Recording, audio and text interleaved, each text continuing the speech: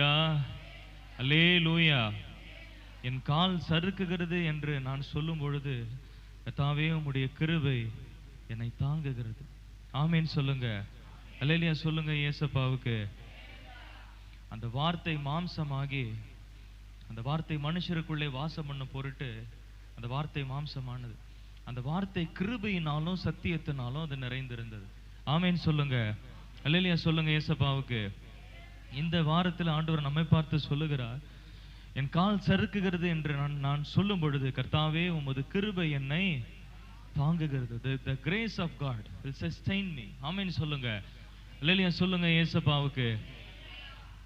என் கால் சறுக்குகிறது என்று சொல்லும்போது, இப்ப பஸ்ஸில் பிரயாணப்படுகிறோம், நம்முடைய கால் சறுக்கி டப்புன்னு படியில விட்டு இறங்கி இப்படி கீழே விழுந்துரும், நம்மள அறியாம விழுந்துரும். ஆனா அந்த நேரத்துல எது வந்து தாங்கும்? கர்த்தருடைய கிருபை அப்படியே வந்து தாங்கும். காரணம் என்ன தெரியுமா தேவ பிள்ளைகளே? நம்முடைய ஆண்டவராகிய இயேசு கிறிஸ்து கரங்களிலும் கால்களிலும் ஆணிகளினால் கடாம்படிக்கு சிலுவையில் அவர் தம்மையே ஒரு பலியாக அவர் ஒப்பு கொடுத்திருக்கிறார். மெய்யாகவே அவர் நம்முடைய பாடுகளை ஏற்றுக்கொண்டு சிலுவையிலே நம்முடைய துக்கங்களை எல்லாம் சிலுவையில சுமந்தார். மல்கூஸ் என்கிறதான ஒரு ஒரு ஒரு ஒரு பிரதான ஆசாரியனுடைய காதை பேதுரு வெட்டி போடுறார். வெட்டி போடுகிற பொழுது கூட அந்த நேரத்தில் ஆண்டவராகிய இயேசு கிறிஸ்து அவனுக்கு அந்த கடைசி நேரத்தில் சுகத்தை கொடுத்து, பட்டயத்தை எடுத்தவன் பட்டயத்தினாலதான் சாவான், ஆனபடினால பட்டயத்தை எடுக்காதன்னு சொல்லி ஆண்டவர் சொல்லிட்டு என்ன சொல்றாரு? பைபிள் ஆண்டவர் கரங்களில கொடுக்கிறார். அதுதான் உண்மையான பட்டயம், ஆவிக்குரிய பட்டயம். வஸ்திரம் இல்லாதவன் என்ன பண்ணுங்க? தன் பட்டயம் இல்லாதவன் தன் வஸ்திரத்தை விற்று பட்டயத்தை வாங்க கடவுள். இந்த பைபிளை வாங்கணும். ஆமேன்னு சொல்லுங்க. பரலோகத்துக்கு போகிற ஒரே ஒரு வழி என்ன தெரியுமா தேவ பிள்ளைகளே? இந்த பைபிள் தான். இந்த பைபிள் தான். இந்த பைபிள் சத்தியம் தான் நம்ம விடுதலையாக்கும். ஆமேன்னு சொல்லுங்க. இல்லையா சொல்லுங்க ஏசப்பாவுக்கு. என் கால் சறுக்குகிறது என்று நான் சொல்லும் பொழுது கர்த்தாவே உமது கிருபை என்னை தாங்குகிறது. அந்த கிருபை என்னங்க? அந்த கிருபை யார்? அந்த கிருபை, அந்த கிருபை சத்தியத்தினாலும் கிருபையினாலும் நிறைந்தவராய் நமக்குள்ளே வாசம் பண்ணி கொண்டிருக்கிறார். அந்த கிருபை யார்? அந்த கிருபை ஆண்டவராகிய இயேசு கிறிஸ்து தான் அந்த கிருபை. ஆமீன் சொல்லுங்க. இல்லையா சொல்லுங்க ஏசப்பாவுக்கு. கட்டுக்கதை சொல்லுகிறவன் நான் அல்ல. கவனமா கவனிங்க தேவ பிள்ளைகளே. கர்த்தாவே உம்முடைய கிருபை என்னை தாங்குகிறது. உங்க வாழ்க்கையில நீங்க புலம்பி கொண்டிருக்கிறீங்க, நம்முடைய வாழ்க்கையில நம்ம புலம்பி கொண்டிருக்கிறோம். ஆண்டவரே என்னுடைய கால்கள் சறுக்கி கொண்டே இருக்கிறது, இன்னும் ஒரு படி வச்சா இன்னும் ஒரு 4 படி மேல போவேன்னு பார்த்தா ஒரு படி வச்சா இன்னும் கீழே இறங்கி கொண்டே இருக்கிறேனே ஆண்டவரே, நீ புலம்பி கொண்டிருக்கிறீங்க. என் ஆண்டவராகிய இயேசு கிறிஸ்து சிலுவையில ரத்தம் சிந்தினவர், கரங்களிலும் கால்களிலும் ஆணிகளினால் கடாம்படிக்கு சிலுவையில தம்மையே பலியாக ஒப்பு கொடுத்த அந்த ஆண்டவராகிய இயேசு கிறிஸ்து சொல்லுகிறார், உன்னை நான் தாங்கி பிடித்துக் கொண்டிருக்கிறேன், நான் தாங்கி பிடித்துக் கொண்டிருக்கிறேன். உன்னை எப்படி எந்த நேரத்தில் உன்னை உயர்த்தணும்னு எனக்கு தெரியும் சொல்லி கர்த்தர் சொல்லுகிறார். ஆமீன் சொல்லுங்க. அவர் புழுதியில் கிடக்கிறவனையும் குப்பையில் கிடக்கிறவனையும் தூக்கி எடுத்து பிரபுக்களோட ராஜாக்களோட உட்கார பண்ணுகிற ஆண்டவராகிய இயேசு கிறிஸ்து, நம்முடைய ஆண்டவராகிய இயேசு கிறிஸ்து. நீ புலம்பி கொண்டிருக்கிற, என்னுடைய கால் சறுக்கி கொண்டே இருக்கிறது, இல்ல என் கிருபை உன்னை தாங்கி கொண்டிருக்கிறதுன்றதை மறந்துடாதான் கர்த்தர் சொல்லுகிறார். எந்த கிருபை? கர்த்தாவே உம்முடைய கிருபை என்னை தாங்குகிறது பரிசுத்தவான் சொல்லுகிறார். எந்த கிருபை? ஆண்டவராகிய இயேசு கிறிஸ்து தான் அந்த கிருபை. ஆமீன் சொல்லுங்க. இல்லையா சொல்லுங்க ஏசப்பாவுக்கு. மேல இருக்கிற 16ஆம் வசனத்தை வாசிங்களேன். துன்மார்க்கருக்கு விரோதமாய் என் பட்சத்தில் எழும்புகிறவன் யார்? அக்கிரமக்காரருக்கு விரோதமாய் என் பட்சத்தில் நிற்பவன் யார்? ஆமீன் சொல்லுங்க. இல்லையா சொல்லுங்க ஏசப்பாவுக்கு. இந்த இடத்துல ஒரு பரிசுத்தவன் அவருடைய ஜெபத்தை சொல்றார் பாருங்களேன், கொஞ்சம் நல்லா கவனமா கவனிங்களேன். துன்மார்க்கருக்கு விரோதமாய் என் பட்சத்தில் எழும்புகிறவன் யார்? நல்ல கவனிங்க. அக்கிரமக்காரருக்கு விரோதமாய் என் பட்சத்தில் நிற்பவன் யார்? அப்படின்னா என்ன அர்த்தம்னா, இந்த பரிசுத்தவானுக்கு ஒரு பிரச்சனை வந்திருக்குது. கவனிங்களேன், இந்த பரிசுத்தவானுக்கு ஒரு பிரச்சனை வந்திருக்குது. அவருடைய அந்த பிரச்சனை என்ன பிரச்சனைனா, அந்த பரிசுத்தவானுக்கு முன்பதான் யார் நின்று கொண்டிருக்கிறார்? துன்மார்க்கர் விரோதமாய் நின்று கொண்டிருக்கிறாங்க. அடுத்து என்ன சொல்றாரு? அக்கிரமக்காரர்கள் விரோதமாய் நின்று கொண்டிருக்கிறாங்க. இப்ப இந்த பரிசுத்தவன் என்ன பண்றாரு? புலம்புறாரு ஆண்டவரை பார்த்து, ஆண்டவரே துன்மார்க்கருக்கு விரோதமாய் என் பட்சத்தில் நிற்பவன் யார்? அக்கிரமக்காரருக்கு விரோதமாய் என் பட்சத்தில் நிற்பவன் யார்? If God is for us, who can be against us? தேவன் நம்முடைய பட்சத்தில் இருந்தால் nobody can stand before us. ஆமென் சொல்லுங்க. தேவன் நமது பட்சத்தில் இருந்தால் நமக்கு விரோதமாய் நிற்பவன் யார்? இன்னைக்கு அருமையான ஒரு வசனம் சங்கீதம் படிச்சோம் பாருங்க. ஒரு சங்கீதம், என்ன சங்கீதம் இன்னைக்கு படிச்சோம்? சங்கீதங்களின் புஸ்தகம் 136வது சங்கீதம், அருமையான சங்கீதம் படிச்சோம். அதுல ஒரு வசனம் எழுதப்பட்டிருந்தது, பிரபலமான ராஜாக்களை சங்கரித்தவரை துதியுங்கள், அவர் கிருபை என்றும் உள்ளது.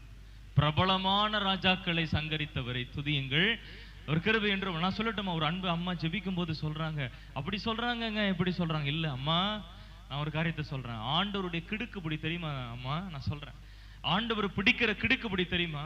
ஆண்டவர் வந்து ஒரு கிடுக்குப்பிடி பிடிப்பார். அந்த கிடுக்குப்பிடியில ஒருத்தவனும் தப்பிக்க முடியாது. அது எப்பேற்பட்ட ஆளா இருந்தாலும் சரிதான். ஆமேன்னு சொல்லுங்க, அல்லேலூயா சொல்லுங்க. ஏசப்பாவுக்கு எங்க பிடிக்கணும்னு ஆண்டவருக்கு தெரியும். ஆமேன்னு சொல்லுங்க. உன் மனைவி உன்னை அசிங்கப்படுத்துறாளா? உன் கணவன் உன்னை அசிங்கப்படுத்துறாளா? உன் பிள்ளைகள் உன்னை அசிங்கப்படுத்துறாங்களா? உன் வீட்டில் இருக்கிறவங்க அசிங்கப்படுத்துறாங்களா? தெருவில் இருக்கிறவன் அசிங்கப்படுத்துறானா? உன் அயல் வீட்டுக்காரன் அசிங்கப்படுத்துறானா? சண்டாளர்கள் உன்னை அசிங்கப்படுத்துறார்களா? எங்க பிடிக்கணும்னு ஆண்டவருக்கு தெரியும். எங்க பிடிச்சா இவன் அடங்குவான்னு கர்த்தருக்கு தெரியும். ஆமேன்னு சொல்லுங்க. என் வாழ்க்கையில எத்தனையோ பேரை பார்த்திருக்கிறேன், நசுக்கி போட்டிருக்கிறார் ஆண்டவர். அல்லேலூயா சொல்லுங்க ஏசப்பாவுக்கு. How many lot of people have come to destroy me, to kill me. யாரும் நான் தேடி பார்க்கிறேன், இப்ப யாருமே கிடையாது என் முன்னாடி. நெஞ்ச நிமித்தி காமிச்சவன்லாம் கையை கட்டி கையை கீழே குனிய வச்சதெல்லாம் நான் பார்த்துருக்கிறேன். அல்லேலூயா சொல்லுங்க ஏசப்பாவுக்கு. இயேசு ரொம்ப ரொம்ப பெரியவர். என் அன்பு மகனே, என் அன்பு மகளே, என் கால் செருக்கி கொண்டிருக்கிறது நீ புலம்பி கொண்டிருக்கிற இல்ல, என் கிருபை உன்னை தாங்கிக் கொண்டே இருக்கிறது. அம்மா, என் கிருபை உன்னை தாங்கிக் கொண்டே இருக்கிறது. இம்மட்டுமா அந்த கிருபை தாங்கிக் கொண்டிருக்கிறது? எவ்வளவு நாள் வரைக்கும் அந்த கிருபை தாங்கும்? 10 வயசு, 20 வயசு, 30 வயசு வரைக்குமா? இல்ல, உன் முதிர் வயது வரைக்கும் நான் என்ன பண்ணுவேன்? உன்னை ஏந்துவேன், உன்னை தாங்குவேன், உன்னை தப்புவிப்பேன், உன்னை சுமப்பேன்னு கர்த்தர் சொல்லுகிறார். ஒரு மோசேய பிள்ளைய எடுத்து என்ன பண்ண முடியல, வளர்க்க முடியல. தேவ பிள்ளைகளே, தேசத்துல ராஜா என்ன பண்றான்? மிகப்பெரிய ஒரு சட்டத்தை ஏற்றி கொண்டு வந்துட்டான். எல்லா பிள்ளையும் சாவடிச்சு கொன்று போடுடான்னு சொல்லுகிறான். ஒரே ஒரு பிள்ளை, அழகுள்ள பிள்ளைன்னு சொல்லி அந்த பிள்ளையை எடுத்து நாணர் பெட்டியில வளர்த்து 6 மாசம் அந்த பிள்ளையை வளர்த்து வச்சாங்க. அதுக்கு மேல அந்த பிள்ளையை என்ன பண்ண முடியல, வளர்க்க முடியல. ஒரு நாணர் பெட்டியை செஞ்சு உள்ளரையும் மேலையும் கீழையும் என்ன பண்ணாங்க, கீழ் பூசி அந்த குழந்தைய நடுவுல வச்சு அந்த குழந்தைய என்ன பண்றாங்க, ஒரு நைல் நதியில வச்சு அந்த குழந்தைய தள்ளி விடுறாங்க. அந்த கூட அதனுடைய அக்காவையும் கூட வேடிக்கை, நீ என்ன இந்த குழந்தைக்கு என்ன சம்பவிக்குதுன்னு பாரு அப்படின்னு சொல்லி அந்த அக்கா போய்கொண்டே இருக்கிறது. இந்த குழந்தை என்ன பண்ணிக்கிட்டு இருக்கிறது, இந்த நாணர் பெட்டிக்குள்ள இருக்கிறது, தண்ணி போய்கொண்டே இருக்கிறது. அநேக முதலைகள் அந்த நைல் நதிகள்ல இருந்து கொண்டிருக்கிறது. எந்த முதலையும் அந்த குழந்தையை சேதப்படுத்த என் ஆண்டவர் அனுமதிக்கல. அந்த குழந்தை அப்படியே பத்திரமாய் போய்கொண்டே இருக்கிறது. அதை பார்த்து கொண்ட தூரத்தில் இருக்கிற அக்கா செபித்து கொண்டே இருக்கிறது. என்னுடைய தம்பி அங்க போய் கொண்டிருக்க, என் தம்பி அங்க போய் கொண்டிருக்க. தேசத்தினுடைய சட்டம், ராஜாவினுடைய சட்டம் கொடூரமா இருக்கு. என்ன செய்ய? என்னுடைய அம்மா என்னுடைய கரங்களில் அந்த குழந்தையை கொடுத்துட்டு அப்படியே விட்டுட்டு போயிட்டாங்க. என் தம்பி அங்க போய் கொண்டே இருக்கிறான், அழுது கொண்டு புலம்பிக் கொண்டே இருக்கிறாள். மோசேயினுடைய சகோதரி மிரியாம். அந்த சத்தத்தை என் ஆண்டவர் கேட்டார். எந்த ராஜா சட்டம் இயற்றினானோ அதே ராஜாவினுடைய மகள் அந்த நைல் நதியில குளிக்கும்படிக்கு, அந்த நதியில குளிக்கும்படிக்கு அவள் வருகிறாள். அவள் வந்த பொழுது அந்த பிள்ளையை பார்த்து ஒரு வார்த்தை சொல்லுகிறாள். இது என்ன குழந்தை? எபிரேய குழந்தை என்று சொல்லி கரெக்டா திட்டவட்டமா சொல்லுகிறாள். அல்லேலூயா சொல்லுங்க ஏசப்பாவுக்கு. எந்த ராஜா சட்டம் போட்டான், அந்த ராஜாவினுடைய மகளையே எடுத்து அந்த பிள்ளை அழுதது. இந்த ராணிக்கு முன்பதாக அந்த பிள்ளை அழுத உடனே அவள் இரக்கமுட்டாள். Moved with compassion. இரக்கமுற்று தன்னுடைய கரங்களில் அந்த குழந்தையை ஏந்தி கொண்டு, இந்த குழந்தையை நான் எப்படியாவது வளர்க்கணும்னு பார்த்து கொண்டே இருக்கும் பொழுது அக்கா வந்துட்டா. வந்து சொல்லுகிறாள் மிரியாம், என்ன சொல்லுகிறாள், இந்த குழந்தையை வளர்க்கறதுக்கு தாயை நான் கூட்டி கொண்டு வரட்டுமா அப்படின்னு சொல்லி அந்த உண்மையான தாய, அந்த பெற்ற தாய, அந்த குழந்தையினுடைய உண்மையான தாயை கூட்டி கொண்டு வந்து பால் கொடுக்கப்படிக்கு என் கர்த்தர் செய்தார். இல்லையா சொல்லுங்க ஏசப்பாவுக்கு. அந்த குழந்தையை எடுத்து அந்த அம்மாவனுடைய கரங்களில கொடுக்குறாங்க. கரங்களில கொடுத்த உடனே சொல்றாங்க, உனக்கு நான் சம்பளம் தருகிறேன். நல்ல கவனமா கவனிங்க. உனக்கு நான் சம்பளம் தருகிறேன், நீ எனக்காக இவனை வளர்த்துடு. உனக்கு நான் சம்பளம் தரேன். அந்த அம்மா எதை சொல்லி அந்த குழந்தைய அப்படியே விட்டாங்க? இனிமேல் பாதுகாக்க முடியாது, இனிமேல் குழந்தைய வச்சுக்கிட்டு இருக்க முடியாது, அவ்வளவுதான், முடிஞ்சிருச்சு. அந்த முடியாதுன்ற சூழ்நிலையில தான் யார் வந்து உதவி செய்வா? சிலுவையில ரத்தம் சிந்தின நம்முடைய ஆண்டவராகிய இயேசு கிறிஸ்து வந்து உதவி செய்வார். ஆமீன் சொல்லுங்க. இது முடியாது, இது நடக்காது, இது நடக்கவே மாட்டாதுன்ற சொல்லுகிற காரியத்துல தான் கர்த்தராகிய இயேசு கிறிஸ்துவினுடைய கிருபை வந்து நம்மை தாங்குகிறது. ஆமீன் சொல்லுங்க. அது எப்படி தாங்கும்? ஆச்சரியப்படத்தக்க விதமா தாங்கும். இது எப்படிதான் நடக்குது? எந்த ராஜா சட்டம் போடுறானோ அதே ராஜாவினுடைய மகளே வந்து என்ன பண்றா? தன் வீட்டுல வளர்க்கிறாள். இந்த இடத்துல பரிசுத்தவான் சொல்றார், துன்மார்க்கருக்கு விரோதமா எனக்கு என் பட்சத்துல நிற்பவன் யார்? அக்கிரமக்காரருக்கு விரோதமா என் பட்சத்துல நிற்பவன் யார்? யாருமே இல்லையே. இந்த சங்கீதம் 94 என்ன வாசிக்கிறோம்? 17ஆம் வசனத்தை வாசிக்கும் பொழுது பாருங்க, கர்த்தர் எனக்கு துணையாய் இராவிட்டால் என் ஆத்துமா சீக்கிரமாய் மௌனத்தில் வாசம் பண்ணி இருக்கும். ஆமீன் சொல்லுங்க. அந்த குழந்தை வளர்ந்தது. அந்த குழந்தை 40 வருடங்கள் வளர்ந்தது. மோசே எகிப்தினுடைய சகல சாஸ்திரங்களையும் கற்று அறிந்து தேர்ந்தவனாய் அவன் மாற்றப்பட்டான், வளர்க்கப்பட்டான். அவன் நினைத்து கொண்டான் தன்னுடைய சுய பலத்தினாலே இஸ்ரவேல் ஜனங்களை விடுதலை ஆக்குவேன் என்று சொல்லி. ஆனால் கர்த்தர் என்ன காரியத்தை வச்சாரு? உன்னுடைய வழிகள் என்னுடைய வழிகள் அல்ல, உன்னுடைய நினைவுகள் என்னுடைய நினைவுகள் அல்ல அப்படின்னு சொல்லி ஆண்டவர் என்ன பண்ணாரு? ஒரு வித்தியாசமான ஒரு காரியத்தை செய்து நிகழ்த்தி காண்பித்தார். ஆச்சரியப்படத்தக்க விதமான காரியத்தை நிகழ்த்தி காண்பித்தார். என்ன ஆச்சரியப்படத்தக்க விதமான காரியம்? தன்னுடைய 80வது வயசுல, கவனிங்க தேவனுடைய பிள்ளைகளே, தன்னுடைய 80வது வயசுல தான் நினைக்கிறேன். ஆமா, அவருடைய 80வது வயசுல இஸ்ரவேல் ஜனங்களை வழிநடத்தி கொண்டு வருகிறார். சிவந்த சமுத்திரம் முன்பாக நின்று கொண்டிருக்கிறது. பின்பாக பார்வோன் சேனை கலங்கடித்து கொண்டிருக்கிறது. இவர்கள் எப்படியாவது பிடிச்சு நாசப்படுத்தணும்டான் பின்பதாக வந்து கொண்டிருக்கிறது. மோசே ஆண்டவரை நோக்கி கூப்பிடுகிறான். ஆண்டவர் சொல்லுகிறார், இன்னைக்கு கண்ட today you have seen the Egyptians, you will never see them again, you will never and ever see them again. இன்றைக்கு கண்ட எகிப்தியனை நீ என்னைக்குமே உன் லைஃப்ல நீ பார்க்க மாட்டேன். இன்னையோட அவன் சங்காத்தம் முடிஞ்சது. இந்த யுத்தம் உங்களுடையதல்ல, நீங்கள் சும்மா இருப்பீர்கள், கர்த்தர் உங்களுக்காக யுத்தம் பண்ணுவார்னு சொன்ன பொழுது ஆண்டவர் என்ன செய்ய ஆரம்பித்தார்? இந்த சிவந்த சமுத்திரத்தை ஆண்டவர் 2ஆக பிளந்தார். தம்முடைய ஜனங்களை பத்திரமாய் நடத்தினார். பாதுகாப்பா சேஃபா போய் சேர்ந்துட்டாங்க. இப்ப துணிகரமா என்ன பண்றான்? பார்வோனும் அவனுடைய சேனைகளும் துணிகரமா அதுல இறங்கி வர்றானுங்க.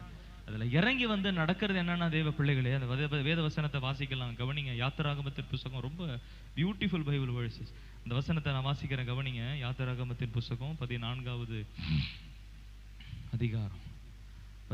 அதிகாரத்துல 25 இருந்து நான் வாசிக்கிறேன். கவனமா கவனிங்க. ஸ்தோத்திரம். 25 இருந்து நான் வாசிக்கிறேன். அவர்களுடைய ரதங்களிலிருந்து உருளைகள் கழலவும் அவர்கள் தங்கள் ரதங்களை வருத்தத்தோட நடத்தவும் பண்ணினார்.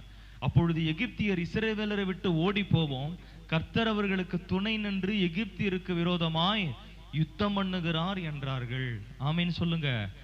இவர்தான் நம்ம ஆண்டவராகிய இயேசு கிறிஸ்து. ஆமீன் சொல்லுங்க. அவர்களுடைய ரதங்களிலிருந்து உருளைகள் கடலும். கவனிங்க, அவன் கார் ஓட்டிக்கிட்டே இருக்கிறான். கவனிங்க, அவன் கார்ல இருந்து என்னத்தை புடுங்கி போடுற ஆண்டவர்? உருளைகளை புடுங்கி போடுற ஆண்டவர். ஆமீன் சொல்லுங்க. அவர்கள் தங்கள் ரதங்களை வருத்தத்தோட நடத்துவோம். அவன் ரதத்தை என்ன பண்றான்? குதிரையை எதுக்குள்ள நடத்தி ஓட்டி கொண்டிருக்கிறான். தன்னுடைய ரதத்தை அந்த சிவந்த சமுத்திரத்துல ஆண்டவர் பிளந்து விட்ட வழியில இவர் போயிடுவாராம். சிலுவையில ரத்தம் சிந்தின ஆண்டவராக இயேசு கிறிஸ்து சும்மா இருப்பாரா? தாய் உன்னை மறந்து போனாலும், தகப்பன் உன்னை கைவிட்டாலும் ஆண்டவர் நம்மளை கைவிடவே மாட்டார். தேவ பிள்ளைகளே, நம்முடைய வாழ்க்கையில தகப்பன் நம்மை கைவிடுகிற நாட்கள் வரும். தாய் நம்மை பரிகசிக்கிற நாட்கள் நம்முடைய வாழ்க்கையில வரும். ஆனா பிள்ளைகளும் கூட ஒரு சில நேரத்துல எவ்வளவு நாளைக்கு காப்பாத்துவாங்கன்னு நினைக்கிறீங்க? சிலுவையில ரத்தம் சிந்தின ஆண்டவராக இயேசு கிறிஸ்து தான் கடைசி வரைக்கும் வருவார். ஆமீன் சொல்லுங்க. தங்கள் ரதங்களை வருத்தத்தோட நடத்தவும் பண்ணினார். அப்பொழுது எகிப்தியர் இஸ்ரவேலரை விட்டு ஓடி போயிடுவோம். இந்த வசனத்தை நல்லா கவனிங்க. 25ஆம் வசனம். இஸ்ரவேலரை விட்டு ஓடி போயிடுவோம். நம்ம ஓடி போயிடுவோம். ஏன் ஓடி போயிடுவோம்? இந்த வசனம் சொல்லுகிறது, கர்த்தர் அவர்களுக்கு துணை நின்று எகிப்தியருக்கு விரோதமாய் யுத்தம் பண்ணுகிறார் என்றார்கள். சத்துருக்களை சொல்ல வைப்பார் என் ஆண்டவராகிய இயேசு கிறிஸ்து. ஆமீன் சொல்லுங்க. இல்லையா சொல்லுங்க. ஏசப்பாவுக்கு. கர்த்தர் மோசேயை நோக்கி, சலம் எகிப்தியர் மேலும் அவருடைய ரதங்கள் மேலும் அவருடைய குதிரைகள் மேலும் திரும்பபடிக்கு உன் கையை சமுத்திரத்தின் மேல நீட்டு என்றார். ஆமீன் சொல்லுங்க. அந்த சிவந்த சமுத்திரம் அவர்கள் எல்லாரையும் அப்படி விழுங்கி போட்டது. செத்து போன பிரேதங்களாக அடுத்த நாள் காலையில அவர்கள் மேல மிதந்து கொண்டிருக்கிறதை அவர்கள் கண்டார்கள். இந்த ஆண்டவர் இப்ப உயிரோடு இருக்கிறாராங்க. அது அப்பெல்லாம் சாத்தியமா இருந்தது. இன்னைக்கு உயிரோடு இருக்கிறாரா? இப்ப உயிரோடு இருக்கிறாரா? இந்த நிமிஷத்துல உயிரோடு இருக்கிறாரா? இந்த வினாடியில எனக்கு அதே அற்புதத்தை இப்ப செய்வாரா ஆண்டவர்? கட்டாயம் செய்வார். ஆமீன் சொல்லுங்க. அதை செய்யறதுக்கு தான் இந்த இடத்துல இறங்கி வந்திருக்கிறார். ஆமீன் சொல்லுங்க. அதை செய்யும்படிக்கு தான் இந்த இடத்துல உலாவி கொண்டிருக்கிறார். ஆமீன் சொல்லுங்க. இல்லையா சொல்லுங்க. ஏசப்பாவுக்கு. மோசேயினுடைய வாழ்க்கையில 80 வயசுல தன்னுடைய ஊழியத்தை ஆரம்பிக்கிறார். 80 வயசுல தான் ஊழியமே ஸ்டார்ட் ஆகுது. 120 வயசு வரைக்கும் ஊழியம் நடந்து கொண்டிருக்கிறது. பத்திரமாய் நடந்து கொண்டிருக்கிறது. மோசே வயது சென்றவன் ஆன பொழுது அவனுடைய சரீரத்துல பலன் குறையல. அவன் பார்வை இருள் அடையல. ஒரு வாலிபனுக்குரிய ஆசீர்வாதத்தை தேவன் அவனுடைய வாழ்க்கையில, அவருடைய வாழ்க்கையில கர்த்தர் கொடுத்திருந்தார்.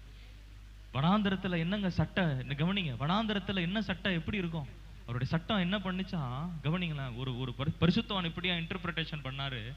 80 வயசுல, கவனிங்களேன், ஒரு சின்ன பையன், கவனிங்க, ஒரு சின்ன பையன் எகிப்து தேசத்துல இருந்து 1 வயசு அவனுக்கு, கவனிங்களேன், 1 வயசு அவனுக்கு, அவன் செருப்பு போட்டிருக்கிறான், அவன் ட்ரெஸ் போட்டிருக்கிறான். 1 வயசு அவனுக்கு எகிப்து தேசத்துல இருந்து புறப்படும் பொழுது, இப்ப 40வது வயசுல தான் அவன் எங்க கால் வைக்கிறான்? கானான் தேசத்துல 40 வயசுல கால் வைக்கிறான். நல்லா கவனிங்க, 1 வயசுல இருந்து இப்ப எத்தனை வயசு? 40 வயசு. இப்ப நான் கேள்வி கேட்கிறேன், அந்த பரிசுத்தவன் அருமையா இன்டர்பிரேஷன் கொடுத்தாரு. இந்த 40 வயசு வரைக்கும் எந்த டைலருங்க அவனுக்கு சட்டை தைச்சு கொடுத்துருந்தான்? கவனிங்க, நம்ம வளர வளர நம்ம கூட எதுவும் வளரும், சட்டை வளருமா? கூட செருப்பு வளருமா? ஆனா வனாந்திரத்துல அந்த செருப்பும் வளர்ந்தது, அவர் மேல இருந்த சட்டையும் என்ன பண்ணினது? அப்படியே வளர்ந்து கொண்டே இருந்தது. எந்த டைலர் வந்து தச்சு கொடுத்தான்? என் சைஸ் XXL, என் XL, அப்புறம் என்னது 42, 46 இல்ல, அவனுடைய பாடிக்கு ஏத்த மாதிரி அந்த வஸ்திரமும் வளர்ந்து கொண்டு. எத்தனை பேருக்கு செஞ்சாரு? 6 லட்சம் குடும்பங்களுக்கு செஞ்சார். 6 லட்சம் குடும்பம்னா 1 லட்சம், ஒரு குடும்பத்துக்கு எத்தனை பேர் இருப்பானுங்க குறைஞ்சபட்சம்? ஒரு சின்ன at least minimum 20 million 2 million people அப்படின்னா அர்த்தம் 20 லட்சம் ஜனங்களுக்கு அதிகமான ஜனங்க. அத்தனை பேருடைய வஸ்திரமும் என்ன பண்ணிக்கிட்டு இருக்குது? வளர்ந்து கொண்டே வந்திருக்கிறது வனாந்தரத்துல. இதை செய்தவர் ஆண்டவராகிய இயேசு கிறிஸ்து, சிலுவையில ரத்தம் சேர்ந்த ஆண்டவராகிய இயேசு கிறிஸ்து. 94 சங்கீதத்துல, நான் சீக்கிரமா முடிச்சிடுறேன், ஒரு 5 நிமிஷம் தான். அந்த 94வது சங்கீதத்துல அருமையா எழுதப்பட்டிருக்கிறது பாருங்க. காலையில தான் இந்த வசனத்தை என் காதுல நான் அந்த கிருபையை குறித்து பிரசங்கம் பண்ணணும்ன்றது தான் இந்த ஒரு பாடலை நான் என்னுடைய காதுல ஒலித்ததை நான் கேட்டேன். அந்த வசனத்தின்படி தான் இந்த பிரசங்கம் இருந்து கொண்டிருக்கிறது. கவனிங்க, சங்கீதங்களின் புத்தகம் 94வது அதிகாரத்துல 17ஆம் வசனத்தை வாசித்தோம். கர்த்தர் எனக்கு துணையாயிராவிட்டால் என் ஆத்துமா சீக்கிரமாய் மௌனத்தில் வாசம் பண்ணி இருக்கும். அன்பு அம்மா ஒரு மாட்டி ஒரு புலம்புற மாதிரி சொல்லிட்டு போயிட்டாங்க. ஆண்டவரே, அவங்கெல்லாம் அவன் அப்படி இருக்கிறான் ஆண்டவரே. இல்லம்மா, இல்ல, அவனை எங்க பிடிக்கணும்னு இயேசப்பாவுக்கு தெரியும். பிரபலமான ராஜாக்களை சங்கரித்தவரை துதியுங்கள், அவர் கிருபை என்றும் உள்ளது. நம்முடைய தாழ்வில் நம்மை நினைத்தவரை துதியுங்கள், அவர் கிருபை என்றும் உள்ளது. பாசானின் ராஜாவாகிய ஓகையும் சீகோனையும் அழித்தவரை துதியுங்கள், அவர் கிருபை என்றும் உள்ளது. ஆமீன் சொல்லுங்க, இல்லையா? சொல்லுங்க. இயேசப்பாவுக்கு எங்க பிடிக்கணும்னு ஆண்டவருக்கு தெரியும். என் மகனே, என் மகளே, நினைச்சிட போறீங்க கிடுக்கு பிடி பிடிச்சாருன்னு வச்சுக்கோங்க, அப்படி ஒரு கிடுக்கு பிடி பிடிப்பார் ஆண்டவராகிய இயேசு கிறிஸ்து. எப்ப கிடுக்கு பிடி பிடிப்பாரு? நீங்களும் நானும் முழங்கால் படிட்டு செபிக்கும் போதுதான் கிடுக்கு பிடி பிடிப்பாரு. ஆமீன் சொல்லுங்க, இல்லையா? சொல்லுங்க. இயேசப்பாவுக்கு என் ஆத்துமா, இந்த பரிசுத்தவான் சொல்றார், கர்த்தர் மாத்திரம் எனக்கு துணையா இல்லைன்னா என் ஆத்துமா என்ன பண்ணியிருந்திருக்கும்? சீக்கிரமா மௌனத்தில் வாசம் பண்ணியிருக்கும். ஆனா என் கால் சறுக்குகிறது என்று சொல்லும் பொழுது ஏசப்பா உம்முடைய கிருபை, அந்த கிருபை என்னை தாங்குகிறது. பவுலுடைய ஊழியத்தை பார்த்தீங்கன்னா, தேவ பிள்ளைகளே, என்னடா இந்த மனுஷன் இப்படி கல்யாணமே பண்ணிக்கல, என்னடா இந்த மனுஷன் இப்படிப்பட்ட ஊழியத்தை செய்யறாங்க. இதுல கொடுமை என்ன கொடுமை என்ன தெரியுமா தேவ பிள்ளைகளே? கல்யாணம் ஆனவங்களுக்கு இவர் ஆலோசனை சொல்றார். படிச்சிருக்கீங்களா? அத கல்யாணம் ஆகாதவரு கல்யாணம் ஆனவங்களுக்கு இவர் ஆலோசனை சொல்றார் இவருடைய புஸ்தகத்துல. பிள்ளைகளே, உங்கள் பெற்றாருக்கு கீழ்ப்படியும். அன்பு அம்மா அருமையா ஜெபம் பண்ணாங்க. ஃபர்ஸ்ட் கர்த்தருக்கு கீழ்ப்படியணும், 2வது பிள்ளைகளுக்கு கீழ்ப்படியணும், பெற்றோருக்கு கீழ்ப்படியணும் ஏசப்பா அப்படின்னு சொல்லி அம்மா ஜெபம் பண்ணாங்க. இப்ப கவனமா கவனிங்க, கல்யாணமே ஆகல பவுலுக்கு, நான் கல்யாணம் ஆனவர்களுக்கு ரொம்ப திட்டவட்டமாய் பரிசுத்த ஆவியானவருடைய ஆலோசனையை சொல்லுகிறேன். இப்ப என்ன தேவ பிள்ளைகளை, என்னுடைய கிருபை தாங்குகிறது. கர்த்தாவே, உங்களுடைய கிருபை என்ன பண்ணுகிறது? தாங்குகிறது. அந்த கிருபை தான் நம்முடைய வாழ்க்கையில. இன்னைக்கு நான் இங்க நின்று பிரசங்கம் பண்றேன். எப்படி காலையில குடிச்சிட்டு வந்த ஒரு பூஸ்ட், ஒரு டம்ளர் பூஸ்ட், அந்த தெம்புல வந்து பிரசங்கம் பண்ணிக்கிட்டு இருக்கிறேன்னா இல்ல, ஒரு ஆண்டவருடைய கிருபை, ஆண்டவருடைய கிருபை. பவுல் சொல்லுவாரு, எல்லா அப்போஸ்தலர்களை பறிக்கலாம் அதிகமா ஊழியம் செஞ்சவனா, அதிகமா ஓடினவன், ஆனா எனக்குள்ள இருந்த தேவ கிருபையே அப்படி செய்தது. அந்த கிருபை என்னது? பரிசுத்த ஆவியானவர். அந்த கிருபை என்னது? ஆண்டவராகிய இயேசு கிறிஸ்து. அந்த கிருபை என்னது? சேனைகளின் கர்த்தர். இருதயத்துல கரங்களை வச்சு சிலுவையில ரத்தம் சிந்தின நம்முடைய ஆண்டவராகிய இயேசு கிறிஸ்துவுக்கு சத்தமா அல்லேலூயா சொல்லிடுங்க பார்க்கலாம். அந்த கிருபைக்கு சத்தமா அல்லேலூயா சொல்லிடுங்க பார்க்கலாம். அல்லேலூயா, அல்லேலூயா, அல்லேலூயா. அந்த கிருபை தாங்க நம்மளை தாங்க. எங்க அப்பா சொல்லுவார் அடிக்கடி ஒரு வார்த்தை சொல்லுவாரு, அவங்களுக்கு கொடுத்த கிருபை அவ்வளவுதான்டா, நம்ம என்னடா பண்றது அப்படின்னு சொல்லுவார். எங்க அப்பா ஆவிக்குரிய வாழ்க்கையில ராட்சசனாய் இருந்ததை நான் பார்த்து இருக்கிறேன். அவர் சொல்லுவார் என்கிட்ட, அவங்களுக்கு கொடுத்த கிருபை அவ்வளவுதான், எனக்கும் இப்ப தெரிஞ்சிருச்சு, எனக்கு கொடுத்த கிருபையும் ஒண்ணுமே இல்லை. எங்க அப்பாவுடைய கால் தூசி கூட வரமாட்டேன் என்பது எனக்கு நல்லாவே தெரியும். அல்லேலூயா சொல்லுங்க ஏசப்பாவுக்கு. 19ஆம் வசனம் வாசிக்கும் பொழுது பாருங்க, முடிச்சிடுறேன். என் உள்ளத்தில் விசாரங்கள் பெருகுகையில் உம்முடைய ஆறுதல்கள் என் ஆத்துமாவை வந்து தேற்றுகிறது. தீமையை கட்டளையினால் பிறப்பிக்கிற கொடுங்கோல் ஆசனம் உமக்கு இசைந்திருக்குமோ? அவர்கள் நீதிமானுடைய ஆத்மாவுக்கு விரோதமாய் கூட்டம் கூடி குற்றமில்லாத இரத்தத்தை குற்றப்படுத்துகிறார்கள். அல்லேலூயா சொல்லுங்க ஏசப்பாவுக்கு. என் உள்ளத்தில் விசாரங்கள் பெருகுகையில் உம்முடைய ஆறுதல்கள் என் ஆத்துமாவை வந்து தேற்றுகிறது. விசாரம் இருதயத்துல பெருகிக்கிட்டே இருக்கும். கவலை, ஒரு சில நேரத்துல குழப்பம், கண்ணீர், புலம்பல் அப்படியே ஓடிக்கிட்டே இருக்கும். இந்த நேரத்துல கர்த்தருடைய ஆறுதல் வந்து நம்மை தேற்றும். எதன் மூலமா தேற்றும்? இந்த வேத வசனத்தை படிக்கிறது மூலமா தேற்றும். சபைக்கு போவதன் மூலமா தேற்றும். கர்த்தர் சபையில இருக்கிறார். தனிப்பட்ட ஜெபத்துல நம்ம புலம்பும் பொழுது கர்த்தர் உள்ளத்துல விசாரங்கள் பெருகுகையில் அப்படியே தேவ ஆறுதல் வந்து அதை அடக்கி போடும். ஆமீன் சொல்லுங்க. அல்லேலூயா சொல்லுங்க ஏசப்பாவுக்கு. தீமையை கட்டளையினால் பிறப்பிக்கிற கொடுங்கோலாசம் நமக்கு இசைந்து இருக்குமோ? அவர்கள் நீதிமானுடைய ஆத்துமாவுக்கு விரோதமாய் கூட்டம் கூடி குற்றமில்லாத இரத்தத்தை குற்றப்படுத்துகிறார்கள். குற்றமில்லாத இரத்தத்தை என்ன பண்றாங்க? குற்றப்படுத்துகிறான். யூதாஸ் காரியத்தை வந்து ஆண்டவராக இயேசு கிறிஸ்துவ சிலுவையில் ஆடி அறைவதற்கு காட்டி கொடுக்கல. அவன் ராஜாவா, இயேசு கிறிஸ்து ராஜாவா மாறிடுவாரு அப்படின்றதுக்காக அவன் ஆண்டவராக இயேசு கிறிஸ்துவ 30 வெள்ளிக்காசுக்காக காட்டி கொடுத்துட்டான். நடந்தது என்ன? அவன் ஏமாந்து போயிட்டான். அவன் ஏமாந்து போனதுனாலதான் ஐயோ இவர் ராஜாவா போய் உட்காருவாருன்னு பார்த்தா சிலுவையில் அடிக்கிறதுக்கு தூக்கிட்டு போறாங்களே, என் ஆண்டவரை தூக்கி கொண்டு அந்த வெள்ளிக்காசை தூக்கிட்டு போய் பிரதான ஆசாரியர் இடத்துல, மூப்பர் இடத்துல கொடுக்குறான். இந்த பணத்தை வச்சுக்கோங்க, வெள்ளி பணத்தை வச்சுக்கோங்க, ரிலீஸ் மை லார்ட், என் ஆண்டவரை விடுதலை பண்ணுங்க. அது ஓம் பாடு, ஓம் பாடு, நான்று கொண்டு செத்து போனான். ஒரே ஒரு வார்த்தை ஆண்டவர் பார்த்து எசப்பா என்ன மன்னிச்சிருங்கன்னு சொன்னா கட்டாயம் ஆண்டவர் மன்னித்திருந்திருப்பான். அல்லேலூயா சொல்லுங்க ஏசப்பாவுக்கு. அல்லேலூயா. வசனம் சொல்லுகிறது குற்றமில்லாத ரத்தத்தை குற்றப்படுத்துறோம். குற்றமில்லாத ரத்தம் அப்படின்னா என்ன அர்த்தம்? நீதிமானுக்கு விரோதமா கூட்டம் கூடுறோம். நடந்தது என்ன தேவ பிள்ளைகளே? பரிசுத்தவான் சொல்றாரு, தன்னுடைய அனுபவத்தை சொல்றாரு பாருங்க. கர்த்தரோ, எல்லாரும் இருதயத்துல கரங்களை வச்சு சொல்லுங்க, கர்த்தரோ எனக்கு அடைக்கலமும் என் தேவன் நான் நம்பி இருக்கிற கண்மலையுமா இருக்கிறார். ஆமீன் சொல்லுங்க. இல்லையா சொல்லுங்க ஏசப்பாவுக்கு. அவர் எல்லாத்தையும் லிஸ்ட் அவுட் பண்றாரு, எல்லாத்தையும் பாயிண்ட் அவுட் பண்றாரு, ஒன்னொன்னா சொல்றாரு. இவனுங்கெல்லாம் வந்தா, இவெல்லாம் வந்தா உண்மைதான். ஆனால் கர்த்தரோ, கர்த்தரோ எனக்கு எப்படியா இருக்கிறாரு? அடைக்கலமா இருக்கிறார், ஷீல்ட போல இருக்கிறார், கேடயத்தை போல இருக்கிறார். தேவன் நான் நம்பி இருக்கிற கண்மலை, ராக். கண்மலை எவரால கண்மலை நுறுக்கி பார்க்க முடியுமா? அந்த கண்மலை கிறிஸ்துவே. அந்த கண்மலை நமக்கு பால் ஊட்டுகிற கண்மலை அந்த கிறிஸ்து, நமக்கு தேன் ஊட்டுகிற கண்மலை அந்த கிறிஸ்து. ஆமீன் சொல்லுங்க. இல்லையா சொல்லுங்க ஏசப்பாவுக்கு. வனாந்திரத்துல இஸ்ரவேல் ஜனங்களுக்கு பாலையும் தேனையும் கொடுத்தது அந்த கண்மலை. அந்த கண்மலை நமக்கு பால் கொடுத்து கொண்டிருக்கிறது. இன்றளவும் பால் கொடுத்து கொண்டிருக்கிறது இந்த வேத வசனத்தின் மூலமா. கலங்கமில்லாத ஞான பாலாகிய வேத வசனத்தின் மேல ஆவலா இருங்க, ஆவலா இருங்க. குழந்தை எப்படி அப்படி இருக்கிறதோ அது போல அந்த வேத வசனத்தின் மேல என்னமா இருக்கணுமா? ஆவலா இருக்கணும். ஆமீன் சொல்லுங்க. 23ஆம் வசனம் பாருங்க. அவர்களுடைய அக்கிரமத்தை அவர்கள் மேல் திருப்பி அவர்களுடைய பொல்லாப்பின் நிமித்தம் அவர்களை சங்கரிப்பார், சங்கரித்து போடுவார், அறுத்து போடுவார் என் ஆண்டவராகிய இயேசு கிறிஸ்து. ஆமீன் சொல்லுங்க. அவர்களுடைய அக்கிரமத்தை அவர்கள் மேல திருப்பி அப்படின்னா என்ன அர்த்தம்? உனக்கு விரோதமா யாரு பாளையம் இறங்கி இருக்கிறார், அவனுடைய எலும்புகளை தேவன் சிதற பண்ணுவார், தேவன் சிதற பண்ணுவார். சிரிக்கிறாங்க ஐயா, அங்க சிரிக்கிறாங்க ஐயா அப்படின்னு புலம்புறியா என் மகனே, என் மகளே? இல்ல, உனக்கு விரோதமாய் பாளையம் இறங்கினவனுடைய எலும்புகளை தேவன் சிதற பண்ணுவார். நீ அவர்களை வெட்கப்படுத்துவாய். இந்த வசனம் சொல்லுகிறது நம்முடைய தேவனாகிய கர்த்தரே அவர்களை சங்கரிப்பார். அந்த வசனம் எப்படி அருமையா எழுதப்பட்டிருக்கு பாருங்க. சங்கரித்து போடுவார், சங்கரித்து போட்டுருவார். எனக்கு விரோதமா எழும்பினவங்களை சங்கரித்து போட்டதை என் கண்ணு முன்னாடி பார்த்தேன். இன்னும் பலவீனத்தோடு சுகவீனத்தோடு எழுந்திருக்க மாட்டாத படுக்கையா கடத்திருக்கிறதையும் பார்த்திருக்கிறேன் தேவ பிள்ளைகள். இந்த ஆண்டவர் இன்னைக்கும் உயிரோடு இருக்கிறார். பிரபலமான ராஜாக்களை சங்கரித்து போடுகிற கர்த்தர் அவர். உனக்காக என்ன வேணும்னாலும் செய்ய ஆயத்தமா இருக்கிறார். உனக்காக எது வேணும்னாலும் செய்ய ஆயத்தமா இருக்கிறார். உனக்காக ராஜாவினுடைய சட்டத்தை மாற்றணுமா? எந்த ராஜா சட்டத்தை ஏற்றுக்கிறான் அவனை கொண்டே அந்த சட்டத்தை என்ன பண்ணுவாரு? திருப்ப வைப்பார். காரணம் என்ன? அந்த ராஜாவினுடைய இருதயம் கர்த்தருடைய கரத்தில் இருக்கிறது.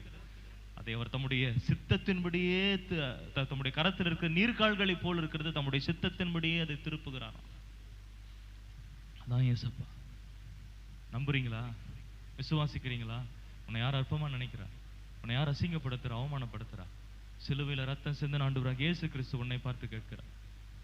என் கால் சறுக்குகிறது என்று சொல்லும் பொழுது, கர்த்தாவே உம்முடைய கிருபை என்னை தாங்குகிறது. காரணம் என்ன தெரியுமா தேவ பிள்ளைகளே? அந்த கிருபை சிலுவையில கரங்களிலும் கால்களிலும் ஆணைகளில் கடாமபடிக்கு சிலுவையில தம்மையே பலியாக ஒப்பு கொடுத்தது. தலையில முள்முடி சூட்டுனாங்க, அந்த முள்ளை வச்சு ஓங்கி தலையில அழுத்துனாங்க. 17 இடங்களில முட்கள் தலையில பதியப்பட்டிருந்தது. அந்த முள்ளு ஒரு கண்ணுல பிதுங்கி வெளியில வந்ததா வல்லுநர்கள் சொல்றாங்க. விழாவில ஈட்டினால ஒருத்தவன் குத்துறான், அதுல இருந்து ரத்தமும் செந்நீரும் புறப்பட்டு வந்தது. சிலுவையில ஒட்டுமொத்த ரத்தத்தையும் அவர் கொட்டி தீர்த்து விட்டார் என்பதற்கு அதுதான் அடையாளம். தோமாவை பார்த்து கர்த்தர் சொல்றார், இன்னும் நீ என்ன நம்ப மாட்டியா? உன் கையை எடுத்து என் விழாவில போடு, உன்னுடைய விரலை எடுத்து ஆணிகள் கடாவப்பட்ட என் கரத்துல போடு அப்படின்னு சொல்லி அவர் காண்பிக்கிறார். நண்பான சகோதரனே சகோதரியே, நீ எந்த காரியத்துல வெட்கப்பட்டு போயிடுவ, அசிங்கப்பட்டு போயிடுவேன்னு புலம்பிக்கிட்டு இருக்கிற, அந்த காரியத்துல நீ வெட்கப்பட்டு போக மாட்ட, வெட்கப்பட்டு போக மாட்ட. உன்னை வெட்கப்பட்டு போக என் ஆண்டவராக இயேசு கிறிஸ்து விடவே மாட்டார். சிலுவையில ரத்த சிந்தின ஆண்டவராக இயேசு கிறிஸ்து உன்னை பார்த்து சொல்லுகிறார். பேதுருவை ஆண்டவர் வெட்கப்படுத்தவே இல்லை. 3000 பேருக்கு முன்பதாக பிரசங்கம் பண்றாரு. திடீர்னு பின்னாடி ஒரு கொக்கரக்கோன்னு ஒரு சத்தம் கேட்குது. கொக்கரக்கோன்னு சத்தம் கேட்ட உடனே பேதுருவுக்கு ஒரு குற்ற மனசாட்சி வர்ற மாதிரி இருக்குமா? இல்லையா? சொல்லுங்க ஏசப்பாவுக்கு. அந்த கொக்கரக்கோ அப்படின்றது சேவலுடைய அர்த்தம் என்ன தெரியுமா? நீ யாரா? நீ ஆண்டவரை காட்டி ஆண்டவரை நீ திட்டினவன் தானே நீ அப்படின்னு அந்த கொக்கரக்கோ இந்த சேவல் சத்தம் கூவுமா. அது கேட்ட உடனே அவருக்கு ரொம்ப ஒரு மாதிரி பயம் வந்துருமா. என் கால் சறுக்குகிறது என்று சொல்லும் போது உம்முடைய கிருபை என்னை தாங்குகிறது. அந்த கிருபை தான் நம்மளை தாங்கும். அந்த கிருபை தான் நம்மளை தாங்கும். கிருபை கிருபை கிருபை கிருபை கிருபை தான். சாவர நாள் வரைக்கும் அந்த கிருபை நம்ம கூட இருக்கும். எப்போ அந்த கிருபை நம்ம கூட இருக்கும் தெரியுமா? ஸ்தோத்திர ஜபத்தினால் கிருபை பெருகும். நீ தாழ்மையோடு இருக்கும்போது அந்த கிருபை பெருகும். நீ உன் நெஞ்ச நிமித்தி நீ காமிச்சன்னா ஆண்டவர்கிட்ட, உன் கிருபை உன்னை விட்டு விலகி போயிடும். எத்தனை பரிதாபமான நிலைமை தெரியுமா? எப்போதும் போல நான் உதறி போட்டு வெளியில போவேன்னு சிம்சோன் சொன்னான். அவனுடைய இருதயத்துல என்ன புகுந்தது? பெருமை புகுந்தது. அது வேண்டாம். தாழ்மையோடு இருப்போம். அந்த கிருபை நம்மளை தாங்கும். காலைதோறும் அவருடைய கிருபை புதியதா இருக்குது. காலையில நேரத்துல ஜெபம் பண்ணுங்க, அந்த கிருபை நம்மளை தாங்கும். எல்லாரும் முழங்கால் படிடுங்க, கண்களை மூடி. சிலுவையில ரத்தம் சிந்தின ஆண்டவராகிய இயேசு கிறிஸ்துவை நோக்கி பார்ப்போம். சிலுவையில ரத்த கிருபை இப்ப தாங்கி கொண்டிருக்கிறது. அந்த கிருபையை நம்பிதான் நீங்க வீட்டுக்கு போறீங்க. சிலுவையில ரத்தம் சிந்தின ஆண்டவராகிய இயேசு கிறிஸ்துவே, கரங்களிலும் கால்களிலும் ஆணிகளில் நான் கடாமபடிக்கு